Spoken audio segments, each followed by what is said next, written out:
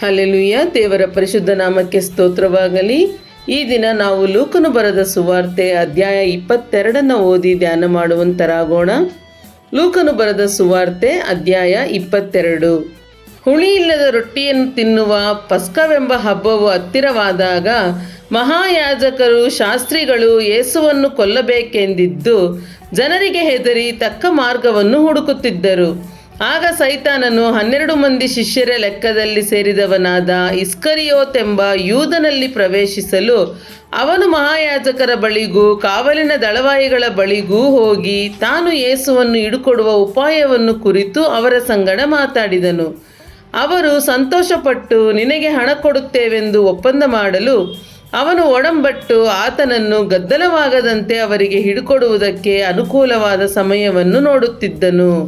ಹುಳಿಯಿಲ್ಲದ ರೊಟ್ಟಿಯನ್ನು ತಿನ್ನುವ ದಿವಸಗಳಲ್ಲಿ ಪಸ್ಕದ ಕುರಿಮರಿಯನ್ನು ಕೊಯ್ಯತಕ್ಕ ದಿವಸ ಬಂದಾಗ ಯೇಸು ಪೇತ್ರನಿಗೂ ಯೋಹಾನನಿಗೂ, ನೀವು ಹೋಗಿ ನಾವು ಪಸ್ಕದ ಊಟ ಮಾಡುವಂತೆ ಸಿದ್ಧ ಮಾಡಿರಿ ಎಂದು ಹೇಳಿ ಅವರನ್ನು ಕಳುಹಿಸಿದನು. ಅವರು, ನಾವು ಎಲ್ಲಿ ಸಿದ್ಧ ಮಾಡಬೇಕೆನ್ನುತ್ತೀ ಎಂದು ಆತನನ್ನು ಕೇಳಲು ಆತನು ಅವರಿಗೆ, ನೋಡಿರಿ, ನೀವು ಪಟ್ಟಣದೊಳಕ್ಕೆ ಹೋದ ಮೇಲೆ ಒಬ್ಬ ಮನುಷ್ಯನು ತುಂಬಿದ ಕೊಡವನ್ನು ಹೊತ್ತುಕೊಂಡು ನಿಮ್ಮೆದುರಿಗೆ ಬರುವನು. ಅವನು ಹೋಗುವ ಮನೆಗೆ ನೀವು ಅವನ ಹಿಂದೆ ಹೋಗಿ ಆ ಮನೆಯ ಯಜಮಾನನಿಗೆ, ನಮ್ಮ ಬೋಧಕನು ತನ್ನ ಶಿಷ್ಯರ ಸಂಗಡ ಪಸ್ಕದ ಊಟವನ್ನು ಮಾಡುವುದಕ್ಕೆ ಭೋಜನ ಶಾಲೆ ಎಲ್ಲಿ ಎಂದು ನಿನ್ನನ್ನು ಕೇಳುತ್ತಾನೆ ಎಂಬುದಾಗಿ ಹೇಳಿರಿ. ಅವನು ತಕ್ಕ ಸಾಮಾನಿಟ್ಟಿರುವ ಮೇಲಂತಸ್ತಿನ ದೊಡ್ಡ ಕೊಠಡಿಯನ್ನು ನಿಮಗೆ ತೋರಿಸುವನು. ಅಲ್ಲಿ ಸಿದ್ಧ ಮಾಡಿರಿ ಎಂದು ಹೇಳಿ ಕಳುಹಿಸಿದನು. ಅವರು ಹೊರಟು ಆತನು ತಮಗೆ ಹೇಳಿದಂತೆ ಕಂಡು ಪಸ್ಕಕ್ಕೆ ಸೌರಿಸಿದರು. ಗಳಿಗೆ ಬಂದಾಗ ಆತನು ತನ್ನ 12 ಮಂದಿ ಅಪೊಸ್ತಲರ ಸಂಗಡ ಊಟಕ್ಕೆ ಕೂತುಕೊಂಡನು. ಆಗ ಆತನು ಅವರಿಗೆ, ನಾನು ಶ್ರಮೆ ಅನುಭವಿಸುವುದಕ್ಕಿಂತ ಮುಂಚೆ ನಿಮ್ಮ ಸಂಗಡ ಈ ಪಸ್ಕದ ಊಟವನ್ನು ಮಾಡುವುದಕ್ಕೆ ಕುತೂಹಲದಿಂದ ಅಪೇಕ್ಷಿಸಿದ್ದೇನೆ. ನಾನು ನಿಮಗೆ ಹೇಳುತ್ತೇನೆ, ಇದು ದೇವರ ರಾಜ್ಯದಲ್ಲಿ ನೆರವೇರುವ ತನಕ ನಾನು ಇನ್ನು ಮೇಲೆ ಪಸ್ಕದ ಊಟವನ್ನು ಮಾಡುವುದೇ ಇಲ್ಲ ಎಂದು ಹೇಳಿದನು.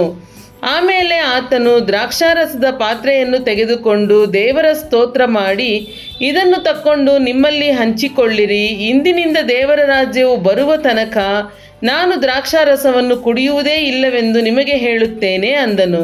ಬಳಿಕ ಆತನು ರೊಟ್ಟಿಯನ್ನು ತೆಗೆದುಕೊಂಡು ಸ್ತೋತ್ರ ಮಾಡಿ ಮುರಿದು ಅವರಿಗೆ ಕೊಟ್ಟು, ಇದು ನಿಮಗೋಸ್ಕರ ಕೊಟ್ಟಿರುವ ನನ್ನ ದೇಹ, ನನ್ನನ್ನು ನೆನೆಸಿಕೊಳ್ಳುವುದಕ್ಕೋಸ್ಕರ ಹೀಗೆ ಮಾಡಿರಿ ಅಂದನು. ಊಟವಾದ ಮೇಲೆ ಆತನು ಅದೇ ರೀತಿಯಾಗಿ ಪಾತ್ರೆಯನ್ನು ತೆಗೆದುಕೊಂಡು, ಈ ಪಾತ್ರೆಯು ನಿಮಗೋಸ್ಕರ ಸುರಿಸಲ್ಪಡುವ ನನ್ನ ರಕ್ತದಿಂದ ಸ್ಥಾಪಿತವಾಗುವ ಹೊಸ ಒಡಂಬಡಿಕೆಯನ್ನು ಸೂಚಿಸುತ್ತದೆ. ಆದರೂ ನೋಡಿರಿ, ನನ್ನನ್ನು ಹಿಡುಕೊಡುವವನು ನನ್ನೊಡನೆ ಮೇಜಿನ ಮೇಲೆ ಕೈ ಇಟ್ಟು ಊಟ ಮಾಡುತ್ತಿದ್ದಾನೆ. ಮನುಷ್ಯಕುಮಾರನು ನೇಮಕವಾದ ಪ್ರಕಾರ ಹೊರಟು ಹೋಗುತ್ತಾನೆ ಸರಿ, ಆದರೆ ಆತನನ್ನು ಹಿಡುಕೊಡುವ ಮನುಷ್ಯನ ಗತಿಯನ್ನು ಏನು ಹೇಳಲಿ ಅಂದನು. ಇದನ್ನು ಕೇಳಿ ಅವರು, ಇಂಥ ಕೆಲಸವನ್ನು ಮಾಡಬೇಕೆಂದಿರುವವನು ನಮ್ಮಲ್ಲಿ ಯಾವನಾಗಿರಬಹುದು ಎಂದು ಒಬ್ಬರನ್ನೊಬ್ಬರು ಕೇಳತೊಡಗಿದರು. ಇದಲ್ಲದೆ ತಮ್ಮಲ್ಲಿ ಯಾವನು ಹೆಚ್ಚಿನವನೆನಿಸಿಕೊಳ್ಳುವವನು ಎಂಬ ವಿಷಯದಲ್ಲಿ ಅವರೊಳಗೆ ಚರ್ಚೆ ಹುಟ್ಟಿತು. ಆಗ ಆತನು ಅವರಿಗೆ, ಅನ್ಯ ದೇಶದ ಅರಸರು ತಮ್ಮ ತಮ್ಮ ಜನಗಳ ಮೇಲೆ ದೊರೆತನ ಮಾಡುತ್ತಾರೆ ಮತ್ತು ಅವರ ಮೇಲೆ ಅಧಿಕಾರ ನಡೆಸುವವರು ಧರ್ಮಿಷ್ಠರೆನಿಸಿಕೊಳ್ಳುತ್ತಾರೆ. ನೀವು ಹಾಗಿರಬಾರದು. ನಿಮ್ಮಲ್ಲಿ ಹೆಚ್ಚಿನವನು ಚಿಕ್ಕವನಂತಾಗಬೇಕು, ಮುಖ್ಯಸ್ಥನು ಸೇವಕನಂತಾಗಬೇಕು. ಯಾವನು ಹೆಚ್ಚಿನವನು ಊಟಕ್ಕೆ ಕೂತವನೋ ಸೇವೆ ಮಾಡುವವನೋ? ಊಟಕ್ಕೆ ಕೂತವನಲ್ಲವೇ? ಆದರೆ ನಾನು ನಿಮ್ಮಲ್ಲಿ ಸೇವೆ ಮಾಡುವವನಂತಿದ್ದೇನೆ. ನೀವು ನನ್ನ ಕಷ್ಟಗಳಲ್ಲಿ ನನ್ನ ಸಂಗಡ ಎಡೆಬಿಡದೆ ಇದ್ದವರು. ಆದದರಿಂದ ನನ್ನ ತಂದೆಯು ನನಗೆ ರಾಜ್ಯವನ್ನು ನೇಮಿಸಿದ ಪ್ರಕಾರ ನಾನು ನಿಮಗೂ ನೇಮಿಸುತ್ತೇನೆ. ನನ್ನ ರಾಜ್ಯದಲ್ಲಿ ನೀವು ನನ್ನ ಮೇಜಿನ ಮೇಲೆ ಊಟ ಮಾಡುವಿರಿ, ಕುಡಿಯುವಿರಿ ಮತ್ತು ಸಿಂಹಾಸನಗಳ ಮೇಲೆ ಕೂತುಕೊಂಡು ಇಸ್ರಾಯೇಲಿನ 12 ಕುಲಗಳಿಗೆ ನ್ಯಾಯ ತೀರಿಸುವಿರಿ. ಸೀಮೋನನೇ, ಸೀಮೋನನೇ, ನೋಡು, ಸೈತಾನನು ನಿಮ್ಮನ್ನು ಗೋಧಿಯಂತೆ ಒನೆಯಬೇಕೆಂದು ಅಪ್ಪಣೆ ಕೇಳಿಕೊಂಡನು. ಆದರೆ ನಿನ್ನ ನಂಬಿಕೆ ಕುಂದಿ ಹೋಗಬಾರದೆಂದು ನಾನು ನಿನ್ನ ವಿಷಯದಲ್ಲಿ ದೇವರಿಗೆ ವಿಜ್ಞಾಪನೆ ಮಾಡಿಕೊಂಡೆನು. ನೀನು ತಿರುಗಿಕೊಂಡ ಮೇಲೆ ನಿನ್ನ ಸಹೋದರರನ್ನು ದೃಢಪಡಿಸು ಎಂದು ಹೇಳಿದನು. ಆದರೆ ಅವನು, ಸ್ವಾಮಿ, ನಿನ್ನ ಸಂಗಡ ಸೆರೆಮನೆಗೆ ಹೋಗುವುದಕ್ಕೂ ಸಾಯುವುದಕ್ಕೂ ಸಿದ್ಧನಾಗಿದ್ದೇನೆ ಅನ್ನಲು ಆತನು, ಪೇತ್ರನೇ, ನನ್ನ ವಿಷಯದಲ್ಲಿ ಇವನನ್ನು ಅರಿಯನೆಂದು ನೀನು 3 ಸಾರಿ ಹೇಳುವ ತನಕ ಈ ಹೊತ್ತು ಕೋಳಿ ಕೂಗುವುದಿಲ್ಲವೆಂದು ನಿನಗೆ ಹೇಳುತ್ತೇನೆ ಅಂದನು. ಮತ್ತು ಆತನು, ನಿಮ್ಮನ್ನು ನಾನು ಹಮ್ಮಿಣಿ ಹಸಿಬೆ ಜೋಡುಗಳಿಲ್ಲದೆ ಕಳುಹಿಸಿದಾಗ ನಿಮಗೆ ಏನಾದರೂ ಕೊರತೆಯಾಯಿತೋ ಎಂದು ಕೇಳಲು ಅವರು ಏನೂ ಇಲ್ಲವೆಂದು ಉತ್ತರ ಕೊಟ್ಟರು. ಅದಕ್ಕೆ ಆತನು, ಈಗಲಾದರೂ ಹಮ್ಮಿಣಿ ಇದ್ದವನು ಅದನ್ನು ತಕ್ಕೊಳ್ಳಲಿ, ಹಸಿಬೆ ಇದ್ದವನು ಅದನ್ನು ತಕ್ಕೊಳ್ಳಲಿ, ಮತ್ತು ಕತ್ತಿ ಇಲ್ಲದವನು ತನ್ನ ಮೇಲಂಗಿಯನ್ನು ಮಾರಿ ಒಂದು ಕತ್ತಿಯನ್ನು ಕೊಂಡುಕೊಳ್ಳಲಿ. ಯಾಕಂದರೆ ಆತನು ಅಪರಾಧಿಗಳಲ್ಲಿ ಒಬ್ಬನಂತೆ ಎಣಿಸಲ್ಪಟ್ಟನು ಎಂದು ಬರೆದಿರುವ ಮಾತು ನನ್ನಲ್ಲಿ ನೆರವೇರಬೇಕಾಗಿದೆ ಎಂದು ನಿಮಗೆ ಹೇಳುತ್ತೇನೆ. ನನ್ನ ವಿಷಯವಾದದ್ದು ಕೊನೆಗಾಣಬೇಕು ಎಂದು ಹೇಳಿದನು. ಅವರು, ಸ್ವಾಮಿ, ಇಗೋ ಇಲ್ಲಿ 2 ಕತ್ತಿಗಳಿವೆ ಅನ್ನಲು ಆತನು ಅವರಿಗೆ, ಅಷ್ಟು ಸಾಕು ಅಂದನು. ತರುವಾಯ ಆತನು ಹೊರಟು ಪದ್ಧತಿ ಪ್ರಕಾರ ಎಣ್ಣೆ ಮರಗಳ ಗುಡ್ಡಕ್ಕೆ ಹೋದನು. ಶಿಷ್ಯರು ಆತನ ಹಿಂದೆ ಹೋದರು.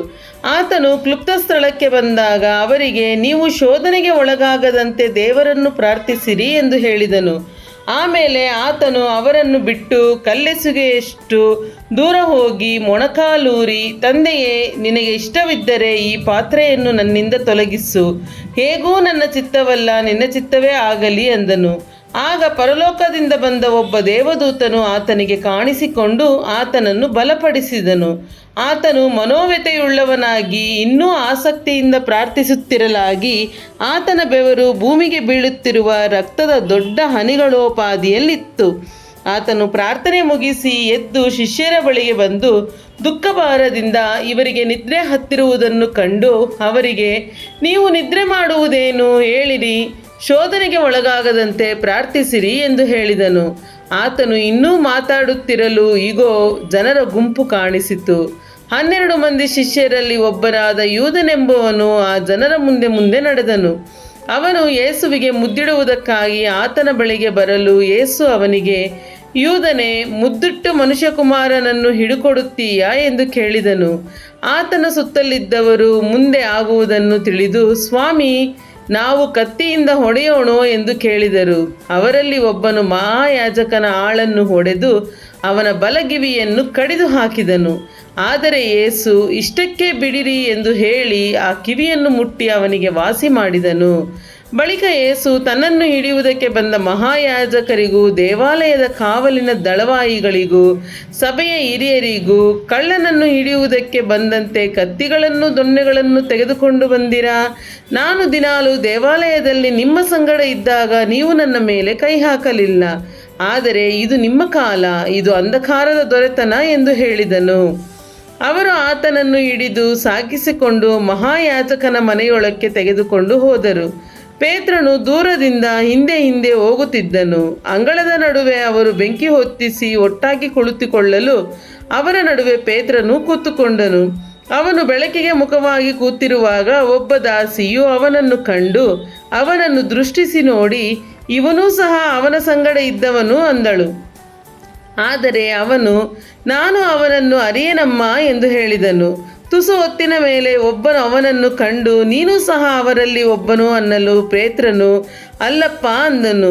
ಹೆಚ್ಚು ಕಡಿಮೆ 1 ಗಂಟೆ ಹೊತ್ತಿನ ಮೇಲೆ ಇನ್ನೊಬ್ಬನು, ನಿಶ್ಚಯವಾಗಿ ಇವನು ಸಹ ಅವನ ಸಂಗಡ ಇದ್ದವನು, ಇವನು ಗಲಿಲಾಯದವನಷ್ಟೇ ಎಂದು ದೃಢವಾಗಿ ಹೇಳಿದನು. ಆದರೆ ಪೇತ್ರನು, ನೀನು ಹೇಳುವುದೇನೋ ನಾನು ಅರಿಯೆನಪ್ಪ ಅಂದನು. ಅವನು ಈ ಮಾತನ್ನು ಆಡುತ್ತಿರುವಾಗಲೇ ಕೋಳಿ ಕೂಗಿತು. ಸ್ವಾಮಿಯು ಹಿಂತಿರುಗಿಕೊಂಡು ಪೇತ್ರನನ್ನು ದೃಷ್ಟಿಸಿ ನೋಡಿದನು. ಆಗ ಪೇತ್ರನು, ಈ ಹೊತ್ತು ಕೋಳಿ ಕೂಗುವುದಕ್ಕಿಂತ ಮುಂಚೆ 3 ಸಾರಿ ನನ್ನ ವಿಷಯವಾಗಿ ಅವನನ್ನು ಅರಿಯೆನೆಂಬುದಾಗಿ ಹೇಳುವಿ ಎಂದು ಸ್ವಾಮಿ ನುಡಿದ ಮಾತನ್ನು ನೆನೆಸಿ ಹೊರಗೆ ಹೋಗಿ ಬಹು ವ್ಯಥೆಪಟ್ಟು ಅತ್ತನು.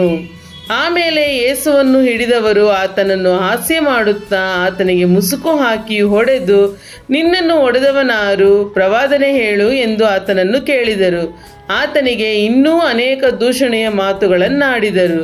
ಬೆಳಗಾಗುವಾಗ ಯೆಹೂದ್ಯರ ಹಿರೀ ಸಭೆಯವರು, ಅಂದರೆ ಮಹಾಯಾಜಕರು, ಶಾಸ್ತ್ರಿಗಳು ಕೂಡಿ ಆತನನ್ನು ತಮ್ಮ ನ್ಯಾಯ ವಿಚಾರಣಾ ಸಭೆಗೆ ತೆಗೆದುಕೊಂಡು ಬಂದು, ನೀನು ಕ್ರಿಸ್ತನಾಗಿದ್ದರೆ ನಮಗೆ ಹೇಳು ಅಂದರು. ಆತನು ಅವರಿಗೆ, ನಾನು ನಿಮಗೆ ಹೇಳಿದರೆ ನೀವು ನಂಬುವುದಿಲ್ಲ, ನಾನು ನಿಮ್ಮನ್ನು ಏನಾದರೂ ಕೇಳಿದರೆ ನೀವು ಉತ್ತರ ಕೊಡುವುದಿಲ್ಲ. ಆದರೆ ಇಂದಿನಿಂದ ಮನುಷ್ಯಕುಮಾರನು ಸರ್ವಶಕ್ತನಾದ ದೇವರ ಬಲಗಡೆಯಲ್ಲಿ ಆಸೀನನಾಗಿರುವನು ಎಂದು ಹೇಳಿದನು. ಆಗ ಎಲ್ಲರೂ, ಹಾಗಾದರೆ ನೀನು ದೇವರ ಕುಮಾರನೋ ಎಂದು ಕೇಳಲು ಆತನು ಅವರಿಗೆ, ನನ್ನನ್ನು ಅವನೇ ಎಂದು ನೀವೇ ಹೇಳುತ್ತೀರಿ ಎಂದು ಹೇಳಿದನು. ಅದಕ್ಕೆ ಅವರು, ನಮಗೆ ಸಾಕ್ಷಿ ಇನ್ನು ಯಾತಕ್ಕೆ ಬೇಕು? ನಾವೇ ಇವನ ಬಾಯಿಯಿಂದ ಕೇಳಿದವೆಲ್ಲ ಅಂದರು. ಹಲ್ಲೆಲೂಯಾ. ದೇವರ ಪರಿಶುದ್ಧ ನಾಮಕ್ಕೆ ಸ್ತೋತ್ರವಾಗಲಿ.